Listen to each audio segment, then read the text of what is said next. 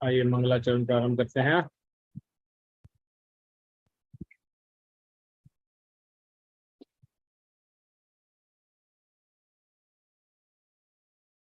ओम अज्ञानतिमिरन्धस्य ज्ञानाञ्जनशलाकया चक्षुरुन्मीलितं येन तस्मै श्रीगुरवे नमः। नमः विष्णुपादाय कृष्णपृष्ठाय भूतले श्रीमते भक्तिवेदांत स्वामिनिति नामिने नमस्ते सरस्वते देवे गौरवाणी प्रचारिणे निर्विशेष शून्यवादी पाश्चात्यदेशतारिणे। हे कृष्णा करुणा सिंधु दीनबंधो जगत्पते गोपेश गोपिका कांत श्री राधा कांत नमस्ते। सप्तकांचन गौरांगी श्री राधे वृंदावनेश्वरी प्रणमामि हरिप्रिये। वाञ्छाकल्पतरुभ्यश्च कृपा सिन्धुभ्येव च पतितानां पावनेभ्यो वैष्णवेभ्यो नमो नमः। श्री कृष्ण चैतन्य प्रभु नित्यानंद श्री अद्वैत गदाधर श्रीवासादि गौर भक्तवृंद। हरे कृष्णा हरे हरे हरे राम राम राम हरे हरे। गुरु कोटि वैष्णव की जय। श्रील प्रभुपाद की जय। श्री राधा माधव की जय। बोलो श्रीमद् भगवद गीता यथा रूप की जय। कल हम भगवद गीता के 18वें अध्याय के 44वें श्लोक तक हमने पढ़ा था, जिसमें हमने वर्णाश्रम के बारे में पढ़ा था कि कौन अलग अलग वर्णों के 4 जो वर्ण हैं उनके गुण क्या हैं। आज हम उससे आगे पढ़ना प्रारंभ करेंगे। जो भक्त पढ़ना चाहते हैं अपना हैंड रेज कर सकते हैं। तो स्टार्ट करते हैं। जयप्रकाश प्रभु जी, आप पढ़िएगा पहले। हरे कृष्णा प्रभु। स्वस्वे कर्माणि अविरत संसिद्धिं लभते नर स्वकर्म निरत सिद्धिं यथा विन्दन्ति तत् श्रुगुणो। अपने अपने कर्म के गुणों का पालन करते हुए प्रत्येक व्यक्ति सिद्ध हो सकता है। अब तुम मुझसे सुनो कि यह किस प्रकार किया जा सकता है। आगे पढ़ प्रभु। पढ़िए प्रभु जी, अगला। यतः प्रवृत्ति भूतनाम येन सर्वम इदम ततम स्वकर्मणा तम अभ्यर्च सिद्धम बिंद मानव। जो सभी प्राणियों का उद्गम है और सर्वव्यापी है, उस भगवान की उपासना करके मनुष्य अपना कर्म करते हुए पूर्णता प्राप्त कर सकता है। तात्पर्य, जैसा कि 15वें अध्याय में बताया जा चुका है, सारे जीव परमेश्वर के विभिन्नांश हैं। इस प्रकार परमेश्वर ही सभी जीवों के आदि हैं। वेदांत सूत्र में इसकी पुष्टि हुई है। जन्मादस्यतः, अतएव परमेश्वर प्रत्येक जीव के जीवन के उद्गम है। जैसा कि भगवत गीता के 7वें अध्याय में कहा गया है, परमेश्वर अपनी परा तथा अपरा इन 2 शक्तियों के द्वारा सर्वव्यापी हैं। अतएव मनुष्य को चाहिए कि उनकी शक्तियों सहित भगवान की पूजा करें। सामान्यतया वैष्णव जन परमेश्वर की पूजा उनकी अंतरंगा शक्ति समेत करते हैं। उनकी अंतरंगा शक्ति का विकृत प्रतिबिंब है। बहिरंगा शक्ति पृष्ठभूमि है, लेकिन परमेश्वर परमात्मा रूप में पूर्णांश का विस्तार करके सर्वत्र स्थित हैं।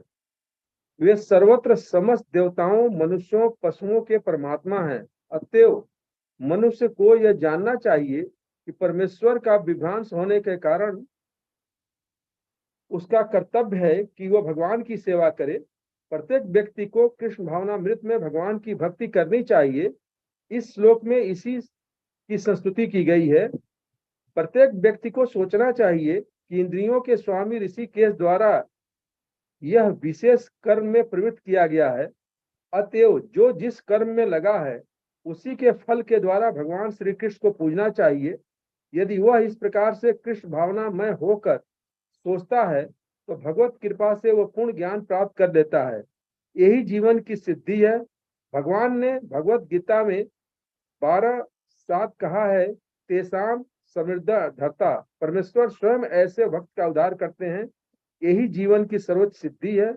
कोई चाहे जिस वृत्तिपरक कार्य में लगा हो, यदि वो परमेश्वर की सेवा करता है तो उसे सर्वोच्च सिद्धि प्राप्त होती है। हरे कृष्णा प्रभु। हरे कृष्ण प्रभु।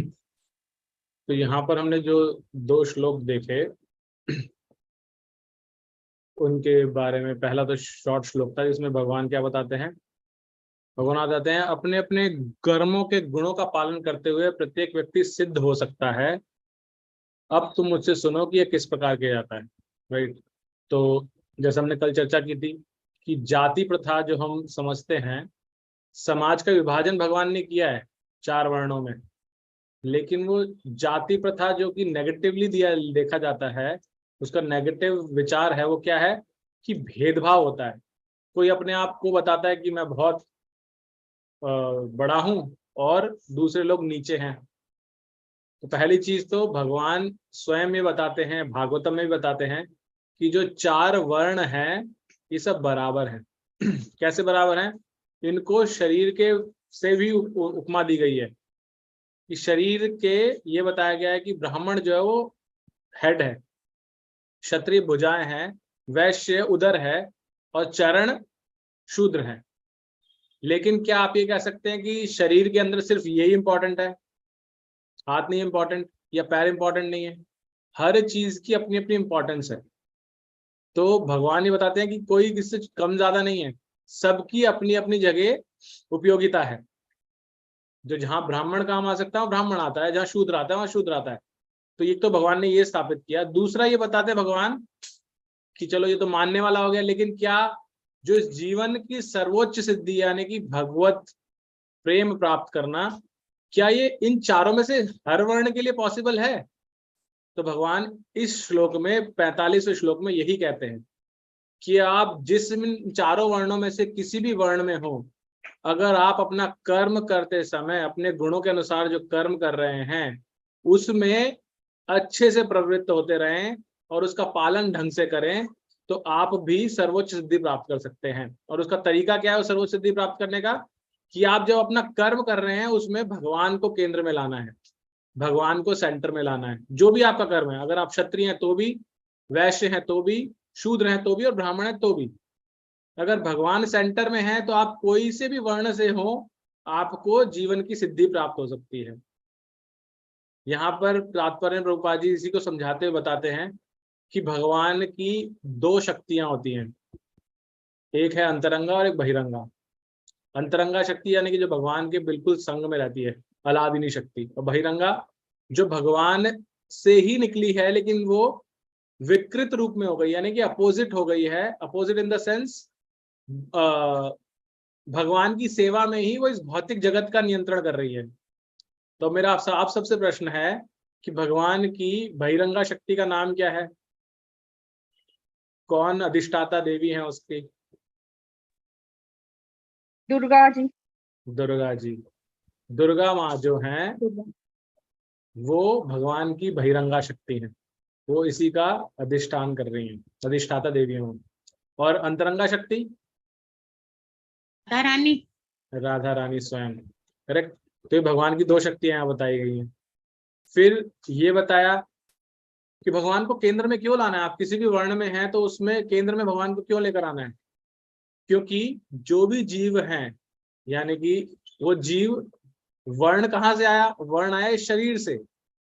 मैंने शरीर जब धारण किया तो मुझे रजोगुण, तमोगुण, सत्वगुण इस शरीर में आने के बाद मिला, क्योंकि वो प्रकृति के अधीन है वो। राइट। और यहाँ आने के बाद ही मुझे ये एक पहचान मिली कि मैं किस गुण को बिलोंग करता हूँ, और उसी के अकॉर्डिंग मेरा वर्ण बना। लेकिन उससे पहले मैं पूर्ण रूप में क्या हूँ? मैं भगवान का शाश्वत अंश और दास हूँ। क्योंकि मैं भगवान का शाश्वत अंश हूँ तो अंश की पूर्णता क्या होती है कि वो पूर्ण की सेवा करे। जैसे हमने पहले भी इस पर चर्चा की है कि अगर साइकिल है आपके पास में, साइकिल में कितने छोटे छोटे पुर्जे लगे होते हैं, राइट। उन पुर्जों को अगर आप अलग अलग बिखेर दे तो उनकी कोई उपयोगिता नहीं है। उनकी उपयोगिता कब है? जब वो अपने अपने सुचारू ढंग से जहां पर उनकी पोजीशन है वहां पर लगे। अब साइकिल की सीट होती है गद्दी, उसको निकाल के अलग रख दिया जाए तो किसी काम की नहीं है वो। लेकिन जब उसके ऊपर लगा दी जाती है उसकी पोजीशन पे, तब उसकी उपयोगिता बढ़ती है और वो अपना कार्य करती है। तो इसी तरह से हम भी भगवान की इस पूरी सृष्टि के अंदर एक भगवान के अंश हैं। तो हमारी उपयोगिता क्या है? हम जो पूर्ण है उसकी सेवा करना, उस रोल में प्ले करके, उस रोल में प्ले करके। रोल प्ले क्या है हमारा? उस वर्ण के अकॉर्डिंग कर्म करना। तो ये हमने इसमें देखा कि किस तरह से चाहे कोई किसी भी वृत्ति का हो, लेकिन अगर वो भगवान को ध्यान रख के उनकी सेवा कर रहा है अपने कर्म के अकॉर्डिंग, तो सर्वोच्च सिद्धि प्राप्त कर सकता है। किसी को कुछ ऐड करना है इसमें या कोई जिज्ञासा अभी तक? हरे कृष्ण प्रभु। यस, हरे कृष्ण प्रभु। ये ऋषि महर्षि या जो संत वगैरह हुए हैं, ये ऐसा निश्चित नहीं है कि 100% ब्राह्मण परिवार से ही आए हैं। यस मेरे पास इस बात के बहुत सारे सबूत हैं। आज नहीं आप कर कहे तो कल मैं प्रस्तुत कर सकता हूँ हाँ कि प्रभु। बहुत सारे लोग बिल्कुल नीच परिवार से, मतलब जिसको हम आजकल चौथा वर्ण कहते हैं, उस परिवार से भी ऋषि महर्षि हुए हैं, और उनके नाम से आज भी ब्राह्मणों में गोत्र चल रहे हैं। यानी ऋषि वो पैदाइश तो दूसरे वर्ण से है, लोएस्ट से, लेकिन जब वो महर्षि बन गए तो उनका नाम आज भी इस्तेमाल किया जा रहा है ब्राह्मण परिवार द्वारा। यस, मेरे पास इस बात के सबूत है, आप चाहें तो मैं प्रस्तुत कर सकता हूँ। ठीक है प्रभु जी, आप बिल्कुल शेयर कीजिएगा ग्रुप के अंदर, ये कॉन्टेक्चुअल है जो आप बात कर रहे हैं। आप ग्रुप में शेयर कीजिएगा इसको। और इसमें आया सर्वत्र समस्त देवताओं, मनुष्य और पशुओं के परमात्मा है। हाँ ठीक है, सॉरी। ठीक है। तो जैसा प्रभु जी ने बताया, इसमें साधारण तौर पे हम देख ही ले सकते हैं कि जो एक शिकारी था, वो नारद मुनि की शरण में आने से क्या बन गया था? कोई बताएगा? एक जो शिकारी था, जो जानवरों को, जीवों को मारा करता था, वो भगवान की, नारद जी की भक्त की शरण में आने से क्या बन गया था? भक्त बन गए प्रभु, भक्त बन गए प्रभु जी, भक्त तो बन गया था, लेकिन उस भक्त का नाम क्या है? वाल्मीकि ऋषि। वाल्मीकि ऋषि। मृगारी शिकारी था, वो कौन सी योनि मतलब वर्ण कौन सा हुआ शिकारी का? शूद्र हुआ। लेकिन वो भक्तों के संग में आने से क्या हुआ? वो वाल्मीकि ऋषि बन गया। वाल्मीकि जी ने क्या लिखा है? पूरी रामायण उन्होंने लिखी है। भगवान ने उन पर इतनी कृपा करी कि वो पूरी रामायण को देख सके और समझ करके उनको लिख सके, या उसको चिंतन मनन करके उसका, राइट। तो ये एक एग्जाम्पल है। इसी तरह से अलग अलग वर्णों में हमारे पास आता है विश्वामित्र जी। विश्वामित्र क्या थे? एक्चुअल में क्षत्रिय थे, लेकिन वो ब्राह्मण का कर्म करने लगे। इसी तरह से परशुराम जी क्या थे? ब्राह्मण थे, लेकिन वो किसका कर्म करने लगे? क्षत्रिय करने लगे। ऐसे जैसे प्रभु जी ने बताया, ऐसे और एग्जाम्पल भी हैं। तो आई एम श्योर प्रभु जी बाद में शेयर करेंगे ग्रुप के अंदर, तो आप वहां से भी देख सकते हैं उसके बारे में। प्रभु जी वो जो रैदास थे, उनके मीरा जी के गुरु, उनको भी तो, वो भी तो छोटी जात के ही थे। माता जी मुझे पता नहीं उनके बारे में, हो सकता है जैसा आप बोल रहे हैं शायद ऐसे ही। रैदास जी जो उनके गुरु थे मीरा बाई जी के, रैदास जी, हाँ जी, वो कबीर के भी थे। हाँ वो भी छोटी जात के थे रैदास। शूद्र थे। तो इम्पोर्टेंट क्या है इसमें? सारी चीजों में इम्पोर्टेंस ये है कि जात से या वर्ण से फर्क नहीं पड़ता। अगर आप भगवान को अपने जीवन के केंद्र में रख रहे हैं, तो आप किसी भी वर्ण में रह करके भगवान की भक्ति कर सकते हैं और जीवन की सर्वोच्च सिद्धि प्राप्त कर सकते हैं, राइट। तो यही इस श्लोक में पढ़ा और एग्जाम्पल बताया। हाँ जी प्रभु जी। प्रभु जी, विश्वामित्र जो राजा के पुत्र थे और बाद में ऋषि महर्षि, जैसा कि रामायण बताती है, बने हैं, तो इनका विश्वामित्र गोत्र आज भी ब्राह्मणों में यूज किया जाता है। करेक्ट, यस प्रभु। ओके, तो नेक्स्ट श्लोक की ओर बढ़ते हैं। वो भी बहुत इंटरेस्टिंग श्लोक है, अब जब नेक्स्ट पढ़ने जा रहे हैं। तो नेक्स्ट कल्पना माता जी आप पढ़िएगा। ये श्लोक भागवत गीता में 2 श्लोक ऐसे हैं जो रिपीट होते हैं, एटलीस्ट फर्स्ट पार्ट रिपीट होता है उसका, ये उनमें से एक है। ये 4th चैप्टर के अंदर भी ये श्लोक आता है और यहाँ पर दोबारा से आया है। पढ़िए माता जी। जी प्रभु जी। श्रेयान् स्वधर्मो विगुणः परधर्मात् स्वनुष्ठितात् स्वभावनियतं कर्म कुर्वान्नोति किल विषम अपने वृत्ति परक कार्य को करना, चाहे वह कितना ही त्रुटिपूर्ण ढंग से क्यों ना किया जाए, अन्य किसी के कार्य को स्वीकार करने और अच्छे प्रकार करने की अपेक्षा अधिक श्रेष्ठ है। अपने स्वभाव के अनुसार निर्दिष्ट कर्म कभी भी पाप से प्रभावित नहीं होते। तात्पर्य: भगवद गीता में मनुष्य के वृत्ति परक कार्य स्वधर्म का निर्देश है। जैसा कि पूर्ववर्ती श्लोकों में वर्णन हुआ है, ब्राह्मण, क्षत्रिय, वैश्य तथा शूद्र के कर्तव्य उनके विशेष प्राकृतिक गुणों, स्वभाव के द्वारा निर्दिष्ट होते हैं। किसी को दूसरे के कार्य का अनुकरण नहीं करना चाहिए। जो व्यक्ति स्वभाव से शूद्र के द्वारा किए जाने वाले कर्म के प्रति आकृष्ट हो, उसे अपने आप को झूठे ही ब्राह्मण नहीं कहना चाहिए, भले ही वह ब्राह्मण कुल में क्यों न उत्पन्न हुआ हो। इस तरह प्रत्येक व्यक्ति को चाहिए कि वह अपने स्वभाव के अनुसार कार्य करे।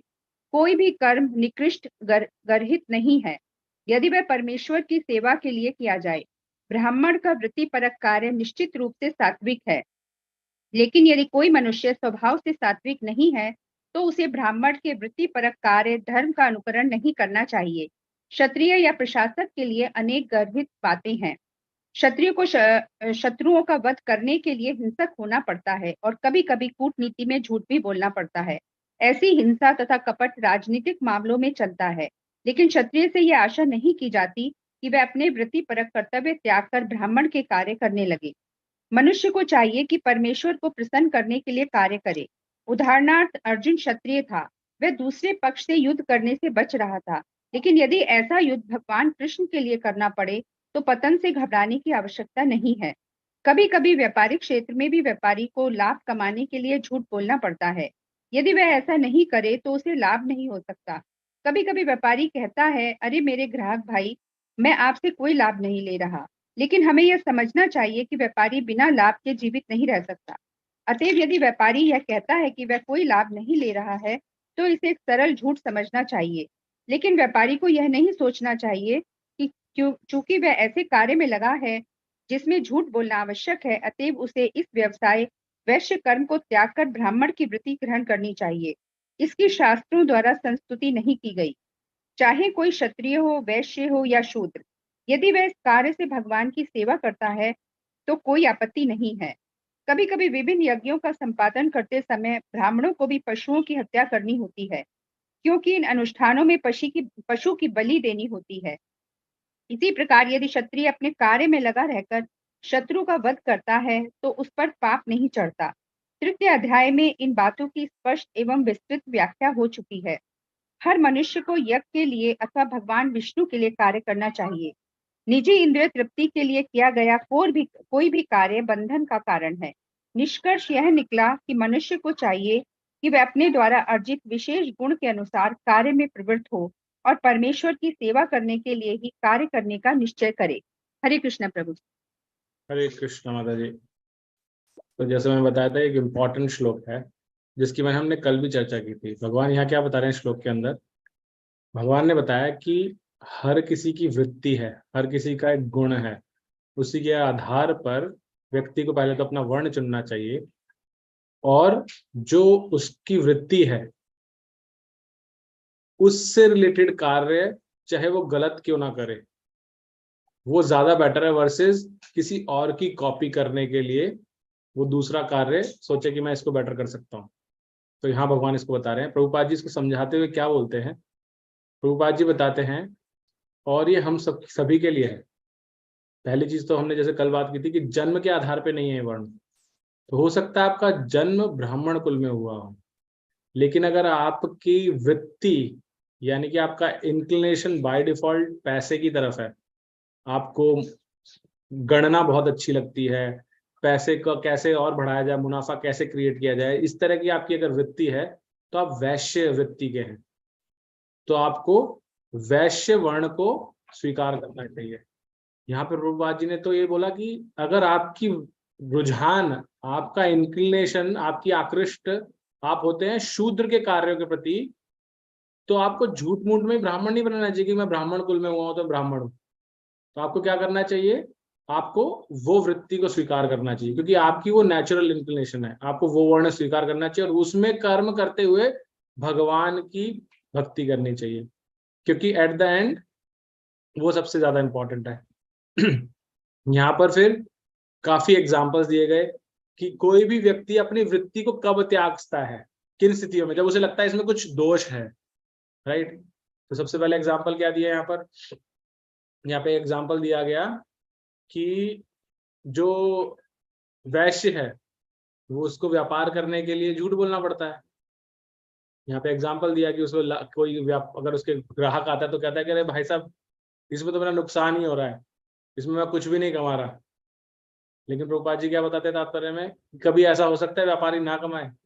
तो ये साधारण है और उस व्यापारी को इतना बोलना पड़ेगा, नहीं बोलेगा तो कमाएगा कैसे। अगर सबको कहेगा नहीं मैं तो इसमें 10 रुपए कमा रहा हूँ, तो कहेगा अच्छा 10 रुपए क्यों कमा रहा है, 1 रुपए कमा, तो उसका तो मुनाफा ही नहीं होगा, राइट। तो इसीलिए उसकी वृत्ति क्या है, उसका वर्ण क्या है, वैश्य, उसको वो अलाउड है। मुझे अभी भी ध्यान है कि सेम यही प्रश्न मैंने हमारे गुरु महाराज से किया था लास्ट ईयर, क्योंकि मैं परचेज डिपार्टमेंट में हूँ अपनी कंपनी के। परचेज के अंदर भी यही सब करना पड़ता है, वैश्य का ही कार्य है वहां पर भी। जो सप्लायर्स होते हैं जिनसे हमें सामान लेना होता है उनको कुछ कुछ बोलना होता है। अब मैं एक्चुअल सत्य तो नहीं बोल सकता कि मैं कितने में खरीद रहा हूँ ये चीज, मुझे उनसे झूठ बोलना पड़ता है कि मैं इतने में ले रहा हूँ, आप तो बहुत महंगा दे रहे हो। तो उनसे नेगोशिएट करके उस चीज को सस्ता कराना पड़ता है। तो मैंने हमारे गुरु महाराज से पूछा था लास्ट ईयर यही चीज कि महाराज मेरा जो कार्य है, एग्जैक्टली सेम यही चीज प्रभुपाद जी इस तात्पर्य में बता रहे हैं कि मेरा जो कार्य है उसमें मुझे झूठ बोलना पड़ता है। तो क्या मुझे ये कार्य करना चाहिए या मैं छोड़ दूं, और मैं भक्त हूं क्योंकि मैं भक्त को तो झूठ नहीं बोलना चाहिए। तो महाराज ने मुझे इसी श्लोक का एक उदाहरण दिया था। उन्होंने बोला कि प्रभुपाद जी ने भगवत गीता के 18वें अध्याय के इस पर्टिकुलर 47वें नंबर श्लोक के अंदर यही चीज समझाई है, और इसको बोला है बिजनेस लाइज। बिजनेस लाइज का मतलब जो आप कार्य कर रहे हैं, स्पेशली जो वैश्य वर्ण है जो कार्य कर रहे हैं, उसमें अगर आप कुछ झूठ बोल रहे हैं तो वो शास्त्र भी एक्सेप्ट करते हैं, उसमें कुछ गलत नहीं है। तो उन्होंने मुझे कहा कि नहीं आपको कुछ छोड़ने की जरूरत नहीं है, आप जो कार्य कर रहे हो सही है। तो यहाँ पर एक बताया एग्जाम्पल किसका, वैश्य का। फिर ऐसे ही दूसरे वर्णों में भी कुछ ना कुछ कमियां हैं जो आपको उसमें लगेगा कि ये तो गलत है, मैं छोड़ दूं इसको। जैसे ब्राह्मण का बताया कि ब्राह्मण को आज की तारीख में तो नहीं है ऐसा, लेकिन पहले जब होते थे तो यज्ञ करते थे, हमें बलि देनी पड़ती थी कई बार। अब कोई सोचे अरे मैं तो कैसे बलि दूं, ये तो मैं गलत कार्य कर रहा हूँ, जानवर की हत्या कर रहा हूँ, तो छोड़ देना चाहिए। अभी हमने 2 दिन पहले देखा कितना ज्यादा न्यूज में हर जगह आया था इसके बारे में, हर कोई देख रहा था, चाह रहा था इसके बारे में। तो अगर कोई इस तरह सोचेगा कि नहीं मुझे ब्राह्मण का कार्य छोड़ देना चाहिए क्योंकि इसमें तो ये करना पड़ रहा है मुझे, तो ये भी हर टाइम नहीं है। जब शास्त्रोक्त होगा, शास्त्र बताते हैं कि जिस पशु की बलि दी जाती थी पहले तो उसको शास्त्रिक ढंग से उसकी पूजा अर्चना की जाती थी, वहां पर वेद मंत्रों का इस तरह से उच्चारण होता था जब वो उच्चारण करके उसकी बलि दी जाती थी, तो क्योंकि जो हमारी हर जीव की आत्मा है जो एक इवॉल्व करती है, अलग अलग योनियों में भटकती, 84 लाख योनियों में, वो उस आप जीव की अगर वैदिक शास्त्र के हिसाब से ढंग से आप बलि दे रहे हैं भगवान की तुष्टि के लिए, भगवान की तुष्टि से ये नहीं कि भगवान को पसंद है खाना हो, लेकिन वैदिक शास्त्रों में जिस तरह से बताया गया आप उस तरह से कर रहे हैं, तो आप उस जीव की मदद कर रहे हैं नेक्स्ट लेवल पे एलिवेट करने के लिए। वो अपनी श्रृंखला को तोड़ करके वो आगे नेक्स्ट योनि में बढ़ जाएगा, डायरेक्ट मनुष्य योनि में जाता प्रभु जी, क्योंकि आपने उसको वैदिक शास्त्रों के हिसाब से उसको फॉलो किया है। हाँ, जो लोग अपनी जिह्वा के लिए करते हैं तो उसको कर्म का फल भोगना पड़ता है, तो इसमें वो कर्म नहीं लगता ब्राह्मण को जो एक ऐसे कर रहा है, करवा रहा है। तो ऐसा शास्त्रों में बताया गया। तीसरा बताया गया क्षत्रिय के लिए। क्षत्रिय का क्या कर्म है, क्षत्रिय कर्म है जब वो युद्ध कर रहा है तो उसको हत्या करनी पड़ेगी, वध करना पड़ेगा लोगों का। लेकिन अरे मैं तो जीवों की हत्या कर रहा हूँ, ये तो मेरे को पाप चढ़ेगा। तो भगवान क्या बताते हैं यहाँ पर कि क्षत्रिय के लिए ऐसा वध पाप नहीं है, वो part and parcel of that है। इसीलिए उसका हृदय और स्ट्रांग रहे, इसीलिए क्षत्रियों को शिकार करना भी अलाउड होता है, क्योंकि क्षत्रिय जब वो शिकार करता है तो उसका हृदय उस तरह से बनता जाता है और स्ट्रांग और हार्ड होता जाता है। इसलिए हम देखते हैं हमारे समाज में जो लोग नॉन वेज खाते हैं वो थोड़े हार्ड हार्टेड हो जाते हैं इन जनरल, राइट, और जो नहीं खाते वो थोड़े सॉफ्ट हार्टेड रहते हैं। तो इसलिए उसकी संस्कृति दी गई थी। तो ऐसे हर वर्ण में कुछ ना कुछ कमियां हैं, लेकिन यहाँ पे भगवान ने क्या कहा है, आपके वर्ण में जो कमियां हैं आप उसको त्रुटिपूर्ण ढंग से भी कर रहे हैं, उसको ध्यान में रखते हुए। लेकिन ध्यान किसका रखना है, भगवान का, कि मैं भगवान की कैसे सेवा करूं इस वर्ण में रहते हुए। तो आपको अपना वर्ण ही फॉलो करना चाहिए, आपको कोई और वर्ण में नहीं जाना चाहिए। अब अगर एक ब्राह्मण क्षत्रिय का वर्ण अपना ले कि नहीं मुझे तो बहुत अच्छा लगता है, या किसी दूसरे क्षत्रिय को देख करके तो बहुत अच्छा कर रहा है, राजा की पोजीशन बहुत अच्छी है, लेकिन उसका वर्ण क्या है, उसकी वृत्ति क्या है, ब्राह्मण की है, तो वो क्षत्रिय का कार्य कभी भी नहीं कर पाएगा ढंग से। इसी तरह से एक वैश्य ब्राह्मण का कार्य नहीं कर पाएगा, वृत्ति वाला व्यक्ति, जन्म की बात नहीं कर रहा हूं यहाँ पे, जन्म इज डिफरेंट, राइट। तो ये यहाँ पर हमें समझाया गया। अंत में प्रभुपाद जी ये बोलते हैं कि मनुष्य को चाहिए कि जो भी उसके द्वारा अर्जित विशेष गुण हैं उनके अनुसार अपने अपने कार्यों में प्रवृत्त होकर के भगवान की सेवा करें। ऐसा ही हर वर्ण का मेन उद्देश्य है। तो आप बार बार देखेंगे इसी पे जोर दिया जा रहा है कि आप जिस भी वर्ण में हैं भगवान की सेवा कीजिए, भगवान को अपने जीवन के सेंटर में रखिए, दैट इज मोस्ट इंपॉर्टेंट। किसी को कुछ बोलना है, कुछ ऐड करना है या कुछ जिज्ञासा अभी तक?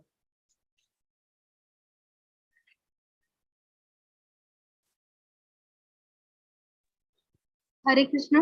हरे कृष्णा माता जी। यज्ञ में पशु बलि है, तो फिर मीन्स कलयुग में ऐसा कहा गया ना कि कलयुग के लिए कुछ कुछ चीजें अलाउड ही नहीं है। मीन्स महाभारत में है शायद ये, पशु बलि कलयुग में अलाउड नहीं है यज्ञों में। और जो हम देखते हैं महाभारत में द्रौपदी जी का मीन्स इसमें पांचों पांडवों से जो शादी है, तो वो कुछ कुछ चीजें है ना वो कलयुग में अलाउड नहीं है, वो उसी युग तक सीमित रहती है। शास्त्र उसी युग तक ही उसको परमिशन देता है, क्योंकि उससे बहुत वो चीज करने के लिए बहुत शुद्ध सत्व चाहिए। शुद्ध सत्व नहीं, सत्व गुण बहुत प्रॉपर चाहिए। तो ब्राह्मण का मीन्स एक आप मीन्स ऐसा सोच सकते हैं कि एक ब्राह्मण वेदों के मंत्र बोल रहे हैं और उनका जो उच्चारण है वो इतना शुद्ध है और उनका जो भाव है वो उतना शुद्ध है कि वो वहां तक जाता है, क्योंकि अल्टीमेटली वो भगवान के पास जाता है और फिर एक जीव का पशु योनि से मनुष्य योनि में संक्रमण होता है। और ये सब ब्राह्मण देख पाते थे और बाकी के जो उपस्थित है वो भी देख पाते थे। आज ऐसा पॉसिबल ही नहीं, क्योंकि दृष्टि और बुद्धि इन सब तमोगुण में होने के कारण ये जो कुछ चीजें हैं यज्ञों की भी, और प्रभुपाद जी तो कहते हैं कि कलयुग में संकीर्तन यज्ञ ही मीन्स एक प्रॉपर ऐसा जो है, बाकी के भी है यज्ञ कर रहे हैं आज लोग, सिर्फ पशुवध नहीं कर रहे, मीन्स हो रहा है लेकिन वो शास्त्रों में अलाउड नहीं है कलयुग के लिए। हरे कृष्ण। थैंक यू माता जी। यस, ओके, तो नेक्स्ट लोग पढ़ते हैं फिर। मनोरमा माता जी आप पढ़िएगा। हरे कृष्ण प्रभु जी। हरे कृष्ण। सहजम कर्म कौन्तेय स दोषम अपि न त्यज्यते, सर्व आरंभा ही दोषेन धूमेन अग्नि इव आवृता। प्रत्येक उद्योग प्रयास किसी न किसी द्वेष से आवृत होता है, जिस प्रकार अग्नि धुएं से आवृत रहती है। अतः वह हे कौन्ती पुत्र, मनुष्य को चाहिए कि स्वभाव से उत्पन्न कर्म को भले ही वह दोषपूर्ण क्यों न हो कभी त्यागे नहीं। तात्पर्य, बद्ध जीवन में सारा कर्म भौतिक गुणों से दूषित रहता है, यहाँ तक कि ब्राह्मण तक को ऐसे यज्ञ करने पड़ते हैं जिसमें पशु हत्या अनिवार्य है। इसी प्रकार क्षत्रिय चाहे कितना भी पवित्र क्यों न है, उसे पशुओं से उसे शत्रुओं से युद्ध करना पड़ता है। वह क्षत्रिय चाहे वह इससे बच नहीं सकता। इस प्रकार एक व्यापारी को चाहिए कि वह कितना भी पवित्र क्यों ना हो, अपने व्यापार में बने रहने के लिए कभी कभी लाभ को छुपाना पड़ता है या कभी कभी काला बाजार चलाना पड़ता है। चाहे बातें आवश्यक है, ये बातें आवश्यक हैं, इनसे बचा नहीं जा सकता। इसी प्रकार यदि शूद्र होकर बुरे स्वामी की सेवा करनी पड़े तो उसे स्वामी की आज्ञा का पालन करना होता है, भले ही ऐसा नहीं होना चाहिए। इन सब दोषों के होते हुए भी मनुष्य को अपने निर्दिष्ट कार्य करते रहना चाहिए, क्योंकि वे समभागवत है। यहाँ पर एक अत्यंत सुंदर उदाहरण दिया जाता है। यद्यपि अग्नि शुद्ध होती है तो भी उसमें धुआं रहता है, लेकिन इतने पर भी अग्नि अशुद्ध नहीं होती। अग्नि में धुआं होने पर भी अग्नि समस्त तत्वों में शुद्धतम मानी जाती है। यदि कोई क्षत्रिय की वृत्ति त्याग कर ब्राह्मण की प्रति ग्रहण करना पसंद करता है तो उसको उसकी कोई निश्चितता नहीं है कि ब्राह्मण वृत्ति में कोई अरुचिकर कार्य नहीं होंगे। अतएव कोई ये निष्कर्ष निकाल सकता है कि संसार में प्रकृति के कलशम से कोई भी पूर्णता मुक्त नहीं है। इस प्रसंग में अग्नि तथा धुएं का उदाहरण प्रत्येक अत्यंत उपयुक्त है। यदि जाड़े के दिनों में कोई अग्नि से कोयला निकालता है तो कभी कभी धुएं से आंखें तथा शरीर के अन्य भाग दुखते हैं, लेकिन इन प्रतिकूल परिस्थितियों के बावजूद भी अग्नि को तापा जाता है। इस प्रकार किसी को अपनी सहज वृत्ति इसलिए नहीं त्याग देनी चाहिए कि कुछ बाधक तत्व आ गए हैं, अपितु मनुष्य को चाहिए कि कृष्ण भावनामृत में रहकर अपने मृत्यु पर कार्यों से परमेश्वर की सेवा करने का संकल्प लें। यही सिद्धि अवस्था है। जब कोई भी मृत्यु पर कार्य भगवान को प्रसन्न करने के लिए किया जाता है तो उस कार्य के सारे दोष शुद्ध हो जाते हैं। जब भक्ति से संबंधित कर्म फल शुद्ध हो जाते हैं तो मनुष्य अपने अंतर का दर्शन कर सकता है और यही आत्म साक्षात्कार है। हरे कृष्ण। हरे कृष्ण। तो जो हमने पीछे श्लोक पढ़ा है उसी के कॉन्टिन्यूएशन में है, वही चीज को प्रभुपाद जी ने और ज्यादा डिटेल में बताया और भगवान भी बता रहे हैं कि हो सकता है जो आप कार्य कर रहे हैं आपकी वृत्ति के अकॉर्डिंग, वर्ण के अकॉर्डिंग, उसमें कुछ ना कुछ दोष होंगे, लेकिन दोष कहाँ नहीं है, दोष तो हर जगह है। जैसे हर इस जगत में दोनों चीजें अच्छी भी है बुरी भी है, तो हर चीज के दो पहलू हैं, अच्छा भी और बुरा भी है। तो वो जो दोषपूर्ण जगह है, क्योंकि ये जगत है, यहाँ पर सब चीजें भौतिक गुणों के द्वारा, प्रकृति के द्वारा दूषित है, इसलिए उसमें दोष तो मिलेंगे ही मिलेंगे।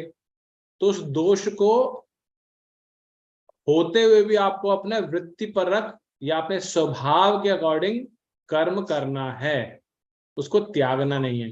ये भगवान ने इस श्लोक में बताया। प्रभुपाद जी ने पुनः उन्हीं एग्जाम्पल्स का उदाहरण दिया, जैसे ब्राह्मण के लिए पशु हत्या, क्षत्रिय के लिए युद्ध में वध करना, व्यापारी के लिए बिजनेस लाइज बोलना, और एक और एक्स्ट्रा एग्जाम्पल शूद्र का यहाँ आया कि शूद्र का काम क्या है, अपने स्वामी की सेवा करना। जैसे मैंने कल बताया था, हम नौकरी कर रहे हैं, मैं नौकरी कर रहा हूँ, मेरा कोई बॉस है, राइट, तो मेरा काम क्या है, जैसे कॉर्पोरेट वर्क जगत में बोला जाता है बॉस इज ऑलवेज राइट, ये बोला जाता है ना। इसका मतलब क्या है कि कैसा भी हो स्वामी, अच्छा है बुरा है, लेकिन आपके लिए वो सही है, आपको उसकी सेवा ही करनी है, क्योंकि आप उसके अगेंस्ट नहीं जा सकते, राइट। तो प्रभुपाद जी यहाँ बता रहे हैं, तो यही हमारा ये वृत्ति का कर्म भी यही है कि जैसा भी हो आपको उसकी सेवा करनी है। उन दोषों के होते हुए भी आपको जो निर्दिष्ट कर्तव्य बताए गए हैं उनको करना है, क्योंकि वो आपके स्वभाव के अकॉर्डिंग है, राइट। अब अगर कोई, ऐसा मैंने कई बार ऑफिस में भी देखा है, कई लोग नए ज्वाइन करते हैं हमारे ऑफिस में, तो जब नए ज्वाइन करते हैं उनकी वृत्ति क्या होती है, बिजनेसमैन की होती है, वैश्य की वृत्ति होती है। वो हर जगह देखते रहते हैं बिजनेस कैसे बड़ा होता है, क्या होता है। और मैंने कई लोगों को ऐसे फीडबैक भी दिया, उनको बोला कि अरे तुम तो बिजनेस के एंगल से सोचते हो, एंटरप्रेन्योर की तरह से, तुम्हें वो ज्यादा सूट करेगा। हम ज्यादा नॉर्मल में ये भाषा तो बहुत यूज करते हैं ना कि तुम्हारा इंक्लिनेशन इसमें है, तुम्हें सूट करेगा, तुम ये करो। तो वो लोग थोड़े टाइम के बाद छोड़ देते हैं, क्योंकि उनको किसी के स्वामित्व में कार्य नहीं होता। कई लोग बोलते हैं ना, अरे मेरे से किसी के अंडर काम नहीं होता, तो ये क्या, उसकी वृत्ति है, उसका स्वभाव है। तो ऐसे व्यक्ति को अगर आप ज्यादा दबा के रखोगे कि कर ऐसे ही कर काम, जैसे किसी बच्चे का ऐसा हो कि उसको किसी के अंडर काम करना पसंद नहीं है, लेकिन वो खुद से अपना दिमाग चला कर सकता है, लेकिन उसके पेरेंट्स को पुश करें, नहीं नौकरी कर, पहले कम से कम 5 साल 10 साल तो नौकरी कर, तो परेशान हो जाएगा उसमें, क्योंकि वो वृत्ति के अकॉर्डिंग कार्य नहीं कर रहा, राइट। तो उसकी वृत्ति, इसलिए एज ए पेरेंट्स हम सबका भी उत्तरदायित्व है कि अपने खुद की तो समझनी है, लेकिन बच्चों की भी अपनी वृत्ति समझे, उनकी वृत्ति क्या, उनका इंक्लिनेशन क्या, रुझान क्या है, स्वभाव क्या है, उसके अकॉर्डिंग ही उनको आगे करियर में बढ़ाया जाए। जो कैरियर काउंसलिंग होती है वो क्या, ये भगवत गीता की यहीं से निकल रही है कैरियर काउंसलिंग। हम सोचते हैं कोई नई चीज आई है कहीं से, लेकिन यहीं से निकल रही है इन श्लोकों से जो हम पढ़ रहे हैं अभी। भगवान यही तो समझा रहे हैं कि स्वभाव के अकॉर्डिंग करना चाहिए कर्म, चाहे दोषपूर्ण क्यों ना हो, क्योंकि दोष तो हर जगह है। अब कोई चूज कर ले, जैसे जो हमने वो मूवी देखी, बच्चों 12th के बाद फिर बच्चों को वही सब्जेक्ट लेने चाहिए जो उनको पसंद है, राइट, अच्छी तरह कर पाए। करेक्ट। तो जैसे अभी मूवी आई थी, क्या नाम था उसका, 3 इडियट्स। 3 इडियट्स में क्या दिखाया था, उसमें भी यही बताया गया था ना कि भाई तुम्हारा जो इंक्लिनेशन है, जो उसमें काम करो। वो एक लड़का होता है, उसको फोटोग्राफर बनना होता है, अगर आपने किसी ने देखी है तो। उसको वो जबरदस्ती कहता है कि तू कर, वो उस लाइन में जा। उसके पेरेंट्स नहीं चाहते, उसके पेरेंट्स चाहते इंजीनियर बन। तो वो, उसकी वृत्ति क्या थी, उसकी फोटोग्राफी की इंक्लिनेशन था, वृत्ति थी। तो वो उसमें, लेकिन पेरेंट्स को क्या लगता है, तू उसमें भी तो अच्छा नहीं कर पाएगा, वहां पे कितना कमा लेगा। वो क्या कहता है, चाहे मैं गलत करूं लेकिन मैं सेटिस्फाइड रहूंगा, मैं चाहे कमाऊं 2 रुपए कम, लेकिन मैं सेटिस्फाइड रहूंगा। तो ये सारे जो हम आजकल दुनिया में देखते हैं, भगवत गीता से प्रिंसिपल निकले हैं सारे। ये प्रिंसिपल यहीं से निकलता है जो हम यहाँ पढ़ रहे हैं अभी, राइट। तो भगवान हमें ये समझा रहे हैं। फिर यहाँ पर एग्जाम्पल लिया गया, किस चीज का एग्जाम्पल लिया गया, अग्नि का। अग्नि में भी दोष है। क्या दोष है अग्नि में, क्या दोष बताया गया यहाँ पे अग्नि का? धुआं होता है प्रभु जी। करेक्ट, अग्नि में धुआं होता है। लेकिन अग्नि को सबसे शुद्धतम भी बताया जाता है। किसी चीज को शुद्ध करना होता है, अग्नि शुद्ध करती है उसको, इसीलिए यज्ञ किया जाता है, आरती की जाती है, तो अग्नि है हर जगह। तो अग्नि में दोष होते हुए भी उसको सबसे शुद्ध बताया गया है। इसी तरह से हर व्यक्ति को अपनी वृत्ति के अकॉर्डिंग, चाहे उसको कोई पार्ट पसंद ना आ रहा हो अपनी वृत्ति के अंदर, उसको दोष लग रहा हो, लेकिन इसकी कोई गारंटी नहीं कि आप अपनी वृत्ति चेंज कर लोगे तो जो आप वर्ण जिसमें जुड़ने जा रहे हो उसमें कोई दोष नहीं होगा, क्योंकि दोष तो हर जगह है। तो यही प्रभुपाद जी ने हमें यहाँ पर समझाया है। और एट द एंड बार बार यही चीज प्रभुपाद जी बोलते हैं कि हर जीव को चाहिए कि वो अपने वृत्तिपरक कार्य करते समय परमेश्वर की सेवा करे हमेशा। ये इंपॉर्टेंट है। देखिए आजकल जो समाज में हो रहा है ना, उसमें परमेश्वर गायब कर दिया है। जो मैंने मूवी का एग्जांपल भी दिया, उसमें क्या है, जस्ट फॉलो योर पैशन, ये करो वो करो, लेकिन भगवान को गायब कर दिया उसमें। भगवान भगवत गीता में ये भी बताते कि मैं सेंटर में हूँ, मुझे भी रखो सेंटर में, मुझे लापता मत कर दो। तो वो एसेंस है, सबसे ज्यादा जरूरी वो है, तो वो रहना आवश्यक है। ये एक डिफरेंस है नॉर्मल जगत के अंदर और भक्तिमय जीवन के अंदर। तो ये हमने इस श्लोक के अंदर पढ़ा। कोई कुछ ऐड करना चाहता है या कोई जिज्ञासा?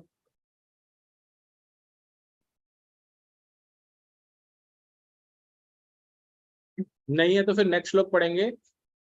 कालीचरण प्रभु जी आप पढ़िएगा। हरे कृष्णा प्रभु। हरे कृष्णा।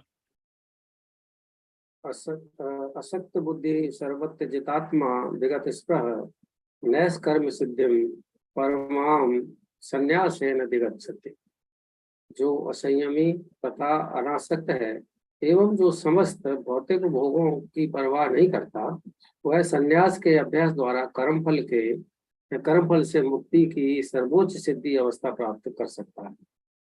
तात्पर्य, सच्चे संन्यास का अर्थ है कि मनुष्य सदा अपने को परमेश्वर का अंश मानकर यह सोचे कि उसे अपने कार्य के फल को भोगने का कोई अधिकार नहीं है। क्योंकि यह परमेश्वर का अंश है, अतः उसके कार्य का फल परमेश्वर द्वारा भोगा जाना चाहिए। यही वास्तव कृष्ण भावनामृत है। जो व्यक्ति कृष्ण भावनामृत में स्थित होकर कर्म करता है वही वास्तव में सन्यासी है। ऐसी मनोवृत्ति होने से मनुष्य संतुष्ट रहता है, क्योंकि वह वास्तव में भगवान के लिए कार्य कर रहा होता है।